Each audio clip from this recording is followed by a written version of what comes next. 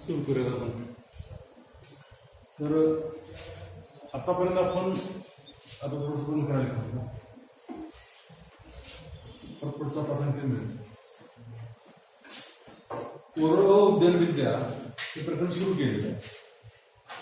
त्याच्यामध्ये आपण काय बघितलं बघा की कोरडवाहू उद्यानविद्या म्हणजे काय बघितलं. त्यानंतर कोरडवाहू उद्यानविद्येची त्या परिसराची वैशिष्ट्ये बघितली. पुढे जाऊन आपण बघितलं की त्या परिसरात जी झाडं लावायची त्यांच्या अंगी कोणती गुण वैशिष्ट्ये पाहिजेत हे आपण अभ्यास. आता आपण एकेका फळझाडाचा मराठी नाव, इंग्रजी नाव, शास्त्रीय नाव, कुळ, उगम पासून ते लागवड काढणीपर्यंतची माहिती आपण घेणार. त्याच्यामध्ये आज आपण पहिलं पीक सुरू करू ते बोर, ज्याचं इंग्रजी नाव आहे बेर, BR बेर. शास्त्रीय नाव आहे झिझिपस मॉरिशियाना. त्याला बॉटॅनिकल नेम असं पण म्हणतो. याचं कुळ आहे तर रॅमनेसी कुळ आहे आणि याचं उगम स्थान आहे तो आशिया खंड आहे. म्हणजे आपल्याच खंडामध्ये उगम पावलं पीक याची आता वेगवेगळ्या देशामध्ये पण लागण केली जाते. आता आपल्याला एक एक मुद्दा बघत बघत पुढे जायचा आहे. पहिल्यांदा लागवड क्षेत्र महत्व. तर याचं लागवड क्षेत्र जर बघितलं तर महाराष्ट्रामध्ये विशेषतः कोरड्या भागामध्ये याची सोलापूर, पुणे ग्रामीण भाग, बीड, उस्मानाबाद या जिल्ह्यामध्ये मोठ्या प्रमाणात लागण केली जाते. त्याचबरोबर कर्नाटकामध्ये पण याची शेती होते. मध्य महाराष्ट्र लागवड करतो आणि आशिया खंडातील ज्या ज्या भागामध्ये अशा प्रकारचं उष्ण हवामान आहे अशा ठिकाणी याची व्यावसायिक शेती होताना दिसून येते. आता याचं महत्व बघितलं बोराचं. आता सध्या मार्केटला बोर आहेत तर याच्यामध्ये जीवनसत्व आहेत, खनिजे आहेत, ऊर्जा आहे आणि फायबर्स पण आहेत. ह्याच्यापासून आपण आहे असं बोर खाण्याचा उपयोग करतो किंवा त्याच्यापासून कॅन्डी बनते, बोराची कॅन्डी. आता कॅन्डी हा जो पदार्थ आहे, आता तुम्ही बऱ्याच वेळेस जाहिराती बघत असाल, म्हणजे कच्च्या आंब्याची अशी मोठी गोलची गोळी असते त्याला कॅन्डी म्हणतात. तशा पद्धतीने ह्या बोरावरती प्रक्रिया करून साखरेच्या पाकामध्ये ठेवून वाळवल्यानंतर ती कॅन्डी बनते. हे सुद्धा होऊ शकतं. ह्याच्यापासून मद्यार्क पण तयार होऊ शकतो. आपण प्रामुख्यानं हे आहे असं खाण्याचा उपयोग करतो आणि कॅन्डीज बनवण्याचं कमी आहे प्रमाण, हा याचा उपयोग आहे. त्यानंतर जर आता एक एक मुद्दा बघायला गेलो आपण, हवामान. तर त्याच्या लागवडीसाठी प्रामुख्यानं उष्ण हवामानाची गरज असते. उष्ण हवामान तुम्ही आता जे तुम्हाला प्रांत सांगितला त्या सगळ्या ठिकाणी उष्ण हवामान. काही वेळेस फक्त थोडंसं थंड वातावरण चालू शकतं हिवाळ्यामध्ये. त्यानंतर पाऊस किंवा अधिक पाऊस आणि दमट वातावरण या पिकाला मानवत नाही.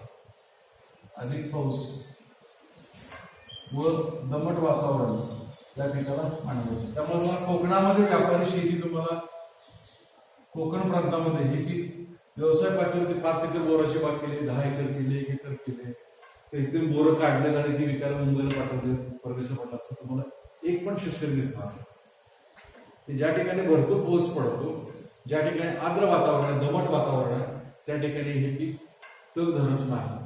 आता आपल्याकडे काही जंगली बोराची लहान जी बोरं असतात ती काही दिसतात आधीमध्ये किंवा कुंपणासाठी आपण लावू शकतो. मात्र जो मोठा बोर आहे तुम्ही आता बघताय तर त्यामध्ये अकलबर तर एकदम मोठा आहे.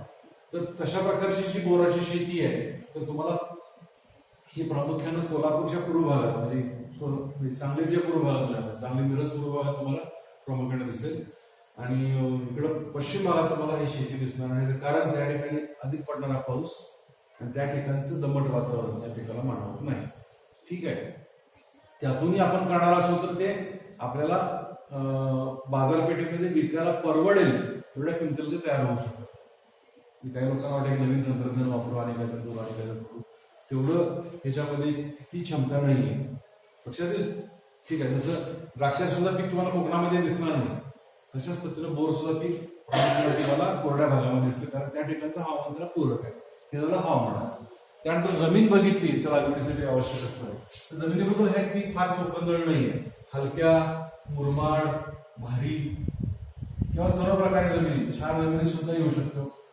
ज्या जमिनी सामूह सर्वसामान्य 6 ते 8 सामूह आहे, अशा सर्व जमिनी त्याच्या लागवडीसाठी चालतात. पाण्यात निचरा करणारी किंवा मारणाची असेल तर त्यामध्ये अधिक चांगला. जमिनीमध्ये फार हे पीक फार चोखंदळ नाही, जेवढी हलकी जमीन असेल त्याच्याकडे हे पीक आणखी चांगल्या पद्धतीने येऊ शकतं. त्यानंतर पुढचा भाग आहे तो जाती. तर याच्यामध्ये अनेक जाती आहेत. तर याच्यामध्ये उमरान आहे, त्यानंतर कडका नावाची व्हरायटी आहे, त्यानंतर सुन्नूर नावाची व्हरायटी आहे, आणि अलीकडे दिसतो तो ऍपल बेर, म्हणजे मोठ्या आकाराचा दिसतो का नाही ऍपल बेर, हा सुद्धा प्रसिद्ध आहे. याच्या आधी याला अहमदाबादी बोर असं म्हणायचे, आपल्याकडे मोठी बोर आहे अहमदाबादी बोर असं म्हणत होते आपण. आपल्याकडची मूळ बोर आहे लहान आकाराची अशी, मध्ये अनेक अशी मोठ्या आकाराची आहे. आणि आपला जो ऍपल बेर आहे तो मोठा आहे, म्हणजे आपण जर लहानसा पेरू घेतला तर तशा प्रकारचे बोर असतात. हे सगळ्यांना माहिती आहे. ज्यामध्ये आतमध्ये असा आडव्या लांबट वाढलेलं बी असतं, त्याच्यामध्ये गोल बी असतं. ठीक आहे. तर अशापैकी आता उमरान व्हरायटी प्रसिद्ध, सगळ्या व्हरायटी प्रसिद्ध, इलायची पण नाव व्हरायटी आहे. जास्त करून उमरान व्हरायटी लावतात. तर यातली योग्य जात निवडून आपण आपल्या भागामध्ये लागण करणार आहोत. आता पुढचा मुद्दा असतो त्या अभिवृद्धीचा. कशा पद्धतीने अभिवृद्धी करतात?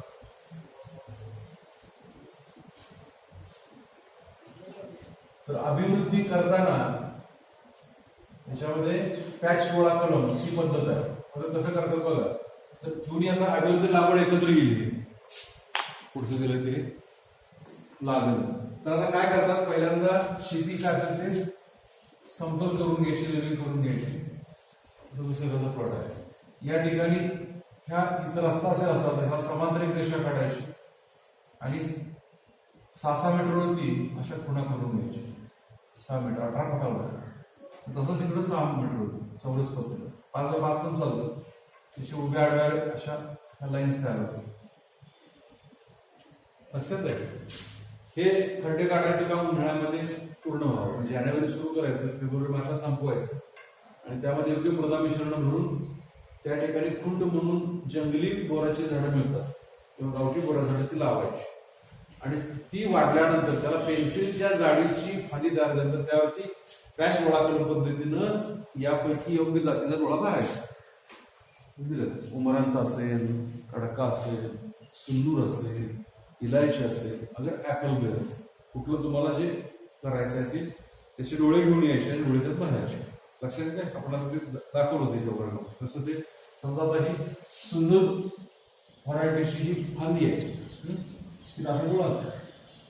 तर हा असा चौकोनी काढायचा, तो काढून इथं जे काय लावलेलं झाड आहे त्याच्यावरती बसवायचं. तो फुटल्यानंतर बाजूच्या फांद्या कट करून तो थोडा व्यवस्थित वाढवायचा. ही अशी लागणीची पद्धत. आता इथं खड्डे जे भरतोय आपण त्यामध्ये सिंगल सुपर फॉस्फेट, त्यानंतर शेणखत, थिमेट फॉरेट किंवा लिंडेन भुकटी ह्याच्या सहित सगळं भरायचं. हे सरसरण एप्रिल महिन्यामध्ये भरायचं. आणि पावसाळ्यामध्ये तिकडे पाऊस कमीच असतो, पाऊस सुरू झाला की मग ही खुंड आधी लावून घ्यायची.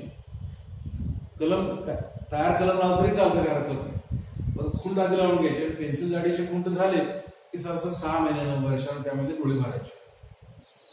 अशी ही पद्धत आहे. लक्षात येईल. तर हे झालं लागण. म्हणजे इथंपर्यंत आता बाग लावून पूर्ण झाली असं डोळ्यासमोर घ्यायला नाही. पुढचा म्हणतो. तर आता यानंतर आहे ते वळण आणि छाटणी. तर जेव्हा आपण एक विषय या ठिकाणी घेतो,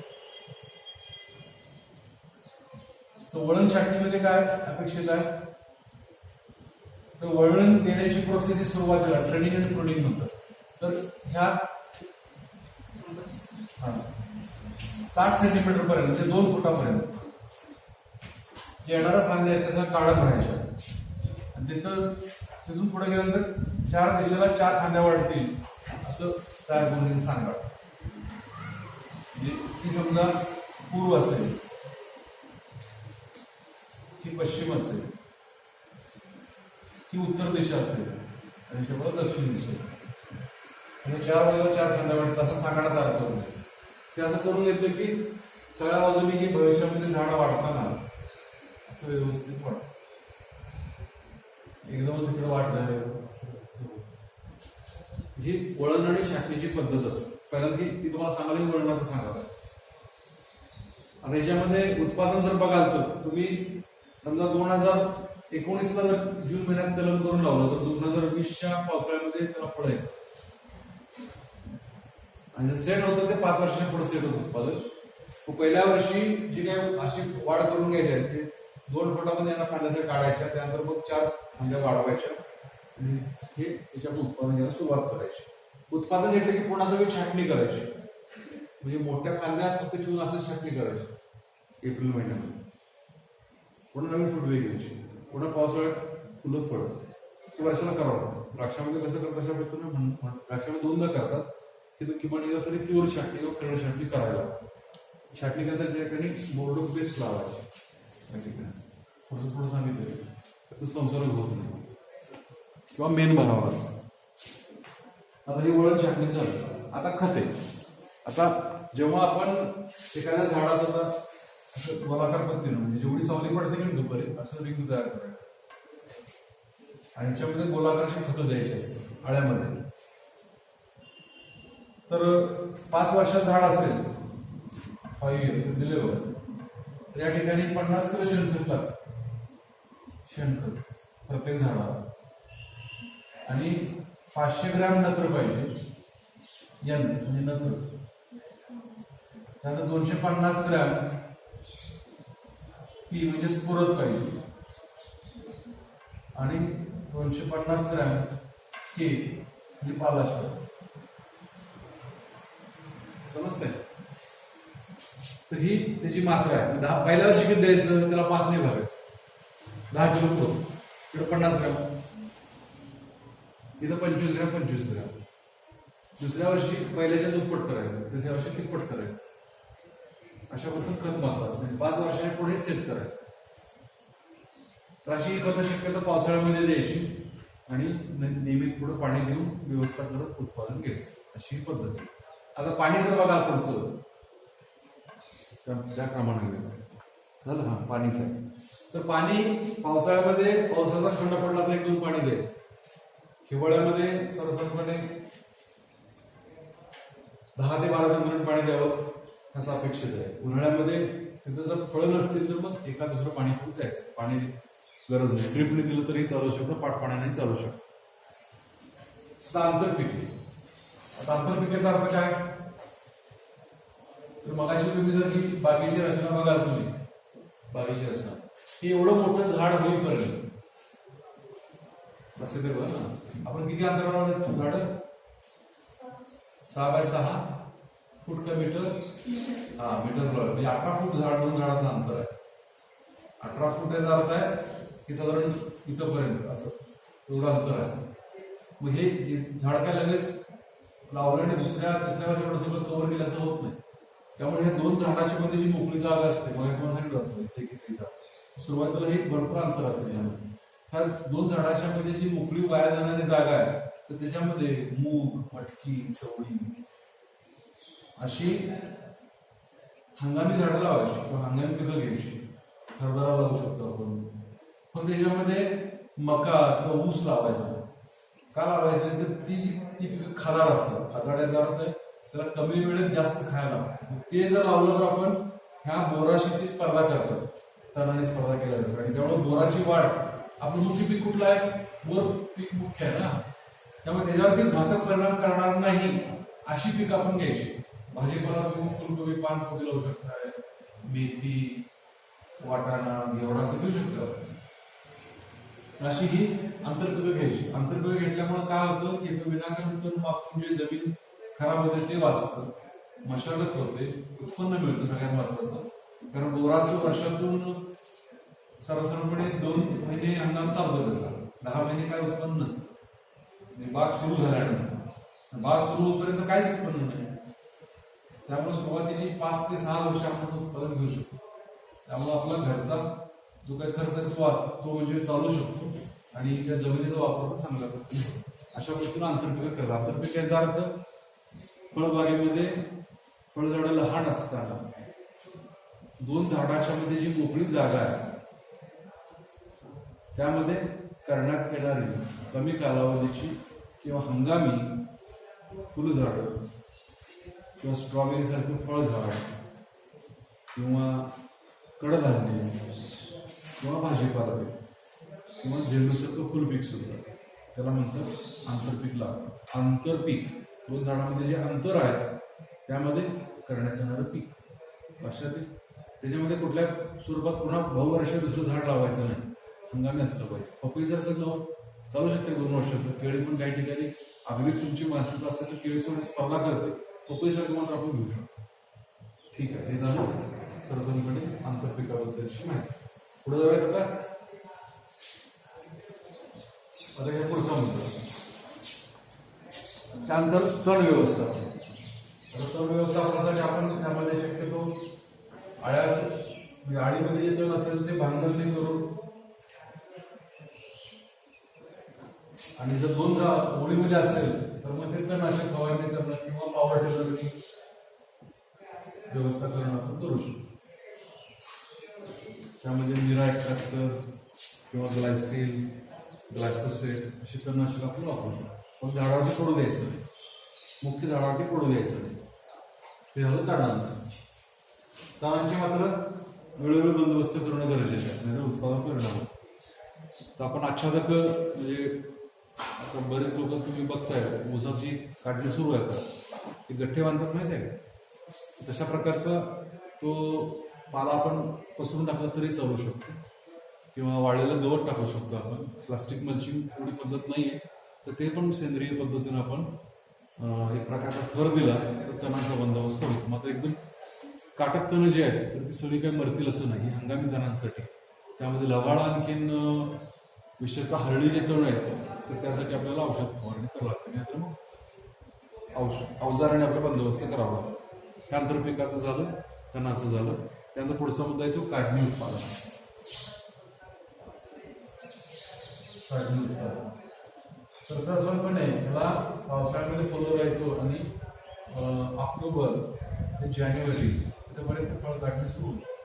तर पूर्ण वाढलेली फळं पिकण्यापूर्वी ते काढतात आणि त्याची विक्री केली होती. आता विक्रीची मग देशभर विक्री होते, एक्सपोर्ट फारसा नाही, विक्री होते. सर्वसाधारणपणे 8 वर्षाचं झाड झालं, 8 वर्षाचं तर ते 80 किलो फळ देतं. एका झाडापासून 80 किलोचं फळ देतं. आज सर्वसाधारणपणे 30 ते 40 रुपये किलो अशा वजनाने फळ मिळतं. जर आपण याचं साठवणूक करणार असो, साठवणीचं पुन्हा ठिकाणी दिलेलं आहे, तर याला विशेषतः एक बुरशीनाशकाची क्रिया करायची. कॅप्टॉप नावाचं बुरशीनाशक आहे आणि 10 अंश सेल्सिअस तापमानावर ते जर आपण ठेवलं तर त्या ठिकाणी ही फळं 15 दिवस आपल्याला चांगल्या पद्धतीने ठेवतात. त्याच्यावरती प्रक्रिया करून कॅन्डी म्हणून विक्री केली तर आणखी प्रॉफिट मार्जिन वाढतं. मग बऱ्याच शेतकऱ्यांचं काय होतं की उत्पादन करणारे आहे तसं 25 रुपयाला 25 रुपये, 30 तर 30, 20 रुपये तर 20 रुपयाला विकून मोकळे होतं. त्यामुळे जर प्रॉफिट मार्जिन वाढवायचं असेल तर आणखी प्रक्रिया होणं. तुम्हाला एका सांगितलं तरी आपण प्रक्रिया खूप कमी करतो, तर ही प्रक्रिया वाढवली आणखी यातला प्रॉफिट मार्जिन वाढेल. ठीक आहे, हे झालं काढणी उत्पादनाचं. शेवटचा भाग होता यातला रोग आणि किडीचा. तर पहिल्यांदा याच्यामध्ये आपण किडी कोणत्या ते बघूया. त्याच्यामध्ये फळमाशीचा प्रादुर्भाव होतो. फळमाशी त्याला फ्रूट फ्लाय असं म्हणतात. फ्रूट फ्लाय ही माशी काय करते, फळांवरती अंडी घालते, त्यातून बाहेर पडणाऱ्या फळांचं नुकसान करतं. तर याच्यासाठी आपल्याला 10% लिंडेन बुटी ही झाडाच्या भोवताली बांधावरती टाकायची आणि त्याच्याशिवाय कार्बारिल नावाचं एक औषध आहे ते फवारून द्यायचं. या 2 गोष्टी आपण केल्या तर त्याचा बंदोबस्त होतो. अशा प्रकारे फळमाशी ही पहिली फेज आहे. त्यानंतर दुसरी आहे ती मी शॉर्टमध्ये लिहितो, एकदम पूर्ण लिहितो. दुसरी आहे ती पाणी पोखरणारी अळी, त्याला नाग अळी असं पण म्हणतात. ही टोमॅटोवरती पण दिसते, बऱ्याच पिकांवरती आहे. ही कशी दिसते ओळख आपण कशी, त्याचं पान असं जमलं असतं. तर ही जर तिचा प्रॉब्लेम झाला तर अशा पद्धतीने ट्रॅक्स करावं पानावर ते नागाळे म्हणतात. त्याचा बंदोबस्त आपल्याला विशेषतः निवॉन किंवा निवाक्रोन हे औषध फवारून करता येतं. निवॉनची फवारणी करायची. त्यानंतर केसाळ आळी नावाची कीड आहे, सुरवणसारखी केसाळ आळी. तर याचा बंदोबस्त आपल्याला इंडोसल्फॉन या औषधाने करता येतो. त्यानंतर पिट्या ढेकूण नावाची कीड आहे, तर त्याचा बंदोबस्त करण्यासाठी आपल्याला या ठिकाणी मोनोप्रोटोकॉलचं औषध मिळतं. त्यानंतर पाणी गुंडाळणारी आळी, त्यासाठी आपल्याला 10% लिंडेन मग टाकून द्यावं लागतं. त्यानंतर रोगामध्ये धुरी नावाचा रोग आहे, त्यानंतर तांबेरा आहे, त्यासाठी रंगत आणि M45 पावडर द्यायचं. पानावर टिपके M45 आणि फडफूस नावाचा बुरशीजन्य रोग आहे, त्यासाठी M45 ची फवारणी करायची. नंतर आपण थोड्या वेळ आणखी थोडी चर्चा करू. ऐकू येणार बोराचं